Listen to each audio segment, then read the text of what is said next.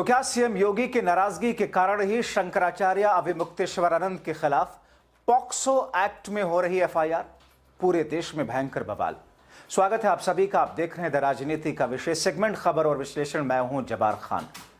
क्या वाकई शंकराचार्य स्वामी अविमुक्तेश्वरानंद को फंसाने की कोशिश की गई है? क्या जिन आशुतोष ब्रह्मचारी ने स्वामी अविमुक्तेश्वरानंद के खिलाफ में शिकायतों के पुलिंदे अलग अलग जगहों पर जमा की और शिकायतें की, यहां तक कि कोर्ट लेकर शिकायत पहुंचे उन बच्चों को लेकर, क्या इसके पीछे वाकई कोई षड्यंत्र है या फिर वाकई शंकराचार्य से कोई ऐसी गलती हुई है जिसका खामियाजा उन्हें भुगतना पड़ रहा है? आखिर ये पूरा का पूरा माजरा है क्या? आखिर क्यों ये राजनीतिक पंडितों के जरिए कहा जा रहा है कि माघ मेले के बाद जो कुछ विवाद हुआ और उससे पहले से योगी आदित्यनाथ के साथ में टकराव दरअसल स्वामी अविमुक्तेश्वरानंद के खिलाफ में ये सारी की सारी स्थितियां लेकर के आया? आखिर सच है क्या? दोस्तों, शंकराचार्य स्वामी अविमुक्तेश्वरानंद सरस्वती और उत्तर प्रदेश के मुख्यमंत्री योगी आदित्यनाथ के बीच पिछले कुछ महीनों से तीखा विवाद चल रहा है। यह विवाद जनवरी 2026 में माघ मेले के दौरान शुरू हुआ, जब माघ मेला प्रशासन ने स्वामी अविमुक्तेश्वरानंद को मौनी अमावस्या पर पालकी में संगम स्नान करने से रोका। उन्होंने इसे अपमान बताया और विरोध प्रदर्शन शुरू किया। शंकराचार्य ने कुंभ मेले में हुई मौतों और अव्यवस्था का मामला लगातार उठाया। यहां तक कि दोस्तों, आपको याद होगा जब प्रधानमंत्री नरेंद्र मोदी के लोकसभा चुनावी क्षेत्र वाराणसी काशी में भी जब कॉरिडोर के लिए मंदिरों को तोड़ा जा रहा था, तो अविमुक्तेश्वरानंद शंकराचार्य वहां पर धरने पर बैठे थे और योगी आदित्यनाथ ने उनसे फोन किया था और उनको फोन करके समझाने की कोशिश की थी, धरना खत्म करने की और विरोध खत्म करने के लिए उन पर दबाव डाला था। और यह मैं इसलिए कह रहा हूं क्योंकि जिस दिन माघ मेले के दौरान जब इनके साथ में दुर्व्यवहार किया गया, इनके शिष्यों के साथ में दुर्व्यवहार किया गया, चोटी पकड़कर घसीटी गई, उसके बाद में जब ये धरना खत्म कर रहे थे और बिना स्नान किए वापस जा रहे थे, तो उस आखिरी दिन उन्होंने योगी आदित्यनाथ के फोन कॉल वाला वो ऑडियो रिकॉर्ड भी रिलीज किया था, जिसमें योगी आदित्यनाथ इनसे उस वक्त फोन पर बात कर रहे थे।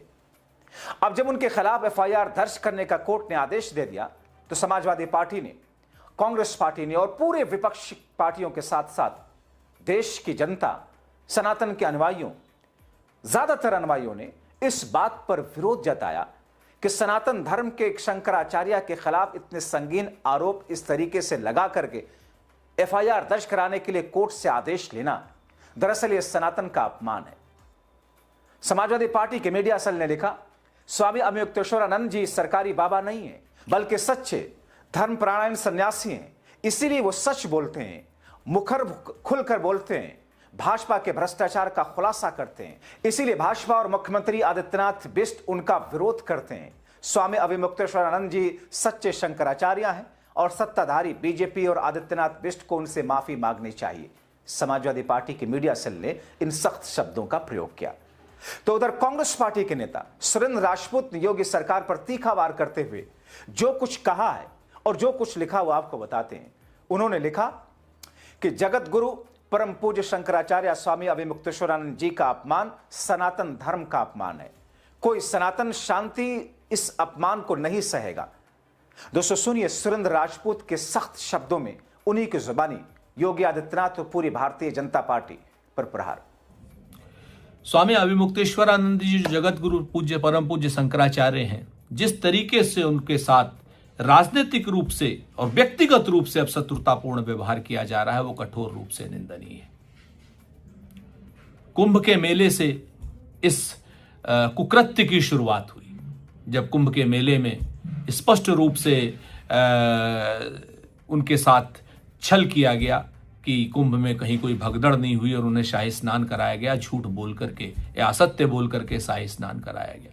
और उसके बाद अब माघ मेले में उनकी पालकी को रोक दिया गया, जबकि सतुआ बाबा का लोग बताते हैं हाथी और रामभद्राचार्य का कार तक संगम नोच पर गई और स्वामी अविमुक्तेश्वरानंद जी को और पालकी रोक करके उनको अपमानित किया गया, उनके बटकों को अपमानित किया गया, उनके बटकों की चुटिया, ब्राह्मण बटकों की चुटिया पकड़ करके जिसमें साक्षात देवी का वास होता है, उनको मारा गया, उनकी गर्दन पर पैर रखे गए।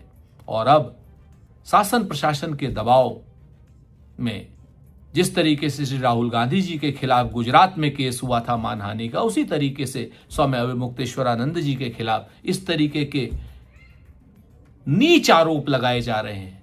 धर्म को अपमानित किया जा रहा है, हमारे शंकराचार्य जी को अपमानित किया जा रहा है, और ये सब राजनीतिक शत्रुतापूर्ण व्यवहार जो भारतीय जनता पार्टी और उनके लोग कर रहे हैं, इसका खामियाजा उन्हें भुगतना पड़ेगा। सनातन धर्म ये अपमान नहीं सहेगा। दोस्तों, आपको याद होगा सीएम योगी आदित्यनाथ ने हाल में विधानसभा में, जिसका जिक्र दोस्तों मैंने अपने पिछले शो में किया, कि किस तरीके से उन्होंने कहा था कि हर कोई खुद को शंकराचार्य नहीं कह सकता, किसी भी व्यक्ति को कानून से ऊपर नहीं माना जा सकता। उन्होंने शंकराचार्य पद की परंपरा का हवाला दिया और कहा कि आदि शंकराचार्य द्वारा स्थापित 4 पीठों की पवित्र परंपरा है। योगी ने भीड़ प्रबंधन और स्टैंपेड जैसी स्थिति से बचाव का मुद्दा उठाया विधानसभा के अंदर। दोस्तों, आपको याद होगा, मैं नहीं कहता हूं कि उस बात को आप कनेक्ट कीजिए, लेकिन इसी विधानसभा के अंदर योगी आदित्यनाथ ने कुछ वर्ष पहले, 1-2 साल पहले एक बात और कही थी। जब अखिलेश यादव से उनका टकराव हो रहा था किसी बात पर, तो उन्होंने अतीक जैसे लोगों के लिए कहा था कि मिट्टी में मिला देंगे, इसी विधानसभा के अंदर। उसके बाद क्या हुआ था आपने देखा था। मैं ये नहीं कह रहा हूं कि योगी आदित्यनाथ के ऊपर जो सवाल उठ रहे हैं मुख्यमंत्री के ऊपर, वो सही है या गलत, लेकिन इस किस्म के सवाल उठ रहे हैं विधानसभा में। उन्होंने इस बात को कहकर एक संकेत दे दिया था, ऐसा कहा जा रहा है। दोस्तों, आरएसएस और बीजेपी पर आरोप यह है कि वे जिन शंकराचार्यों को अपने पाले में पाते हैं उन्हीं का समर्थन करते हैं। शंकराचार्य अवमुक्तेश्वरानंद को आरएसएस और बीजेपी ने कभी पसंद नहीं किया, यह सच है। वो योगी आदित्यनाथ के कामकाज की कई बार आलोचना करते रहे। इस समय वो पूरे यूपी में योगी के खिलाफ यात्रा निकाल रहे हैं। स्वामी अवमुक्तेश्वरानंद ने पलटवार में योगी आदित्यनाथ पर निशाना साधा, उन्हें कालनेमी तक कहा और 40 दिनों का अल्टीमेटम दिया कि गौ हत्या रोके और गाय को राजमाता घोषित करें, अन्यथा उन्हें असली हिंदू साबित करने की चुनौती देता हूं। उन्होंने योगी पर सनातन धर्म की बात करने के बावजूद उन्हें शंकराचार्य ना मानने का आरोप लगाया।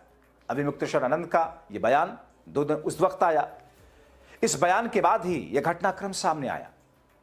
दोस्तों, यह विवाद और गहरा गया जब एक अयोध्या के एक अधिकारी ने स्वामी पर योगी का अपमान करने का आरोप लगा करके इस्तीफा दे दिया।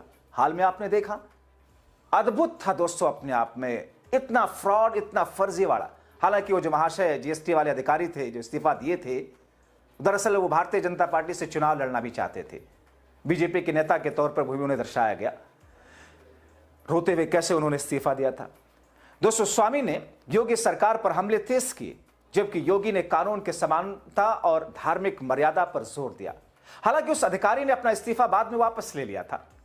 अधिकारी खुद करप्शन के आरोपों में घिरा हुआ, और वो कह रहा था कि रोते हुए आपने देखा, मजाक भी चला खूब।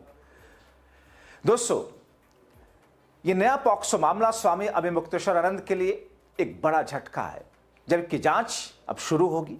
पुलिस ने अभी तक कोई आधिकारिक बयान जारी नहीं किया।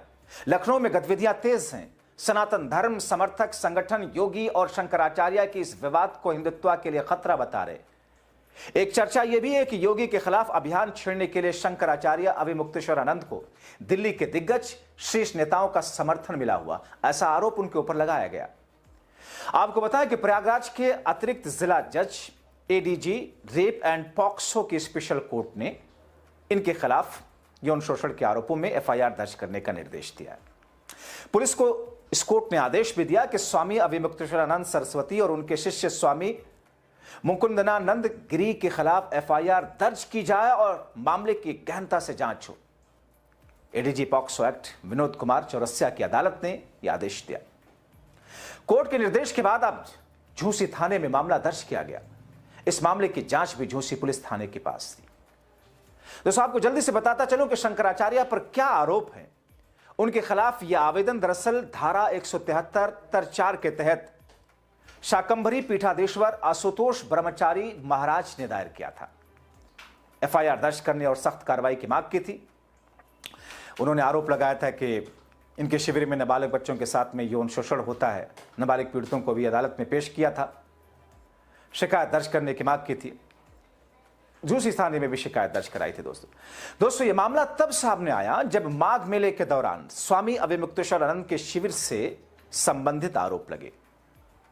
आशुतोष ब्रह्मचारी, हालांकि आशुतोष ब्रह्मचारी खुद सवालों के घेरे में हैं, तो कई सारे आरोप खुद इनके ऊपर में हैं और कई सारे धर्मगुरु तो इनको हिस्ट्री शीटर तक कह चुके हैं। मगर आशुतोष ब्रह्मचारी ने दावा किया कि दो नाबालिग लड़कों ने जिस तरीके से उनसे संपर्क किया, जिस तरीके से अपनी बात कही और जो कुछ कहा, उसकी वजह से मुझे मामला दर्ज करानी पड़ा। लेकिन दोस्तों, एक नहीं, एक साथ कई सारी शिकायतें जिस तरीके से, जिस सुनियोजित तरीके से शंकराचार्य एक सनातन धर्म के धर्म गुरु के खिलाफ में की गई, उसे देखकर ऐसा लगता है कि सुनियोजित तरीके से इनको फंसाने के लिए किया गया। क्योंकि दोस्तों, आय से अधिक संपत्ति, लेटर पैड का विवाद, कई सारे आपराधिक मामलों, गतिविधियां, शिविर में इलीगल वेपन का, हथियार का होना, 2 नाबालिग बच्चों के साथ में यौन शोषण, ये सारे के सारे ऐसे गंभीर मामले हैं, ऐसे संगीन आरोप हैं जिन पर सख्त कार्रवाई तो होनी ही है। लेकिन इन आरोपों में दम कितना है, यह तो जांच और ट्रायल के बाद ही सामने आएगा। लेकिन एक बात तो तय है कि 21 फरवरी के देर रात तक यह आवाज तेजी से उठने लगी कि स्वामी शंकराचार्य अविमुक्तेश्वरानंद को फंसाया जा रहा है। अब दोस्तों, हाईकोर्ट अगर ये जाते हैं तो इस पर क्या कुछ मामला सामने आता है, तस्वीर क्या बनती है। लेकिन आप क्या सोचते हैं, इनके खिलाफ इतने सारे मामलों को लेकर के अदालत और पुलिस एजेंसियों के पास पहुंचे, आशुतोष ब्रह्मचारी को लेकर के, इस पूरे घटनाक्रम को लेकर के, योगी और शंकराचार्य अविमुक्तेश्वरानंद के बीच के विवाद को लेकर के, और जिस तरह से इन्होंने बीजेपी और योगी सरकार के खिलाफ में एक तरीके से पद यात्रा शुरू की थी, इन तमाम चीजों के बाद में इनके खिलाफ पॉक्सो जैसे खतरनाक धारा में FIR दर्ज कराने के आदेश होना, अपनी राय जरूर लिखें।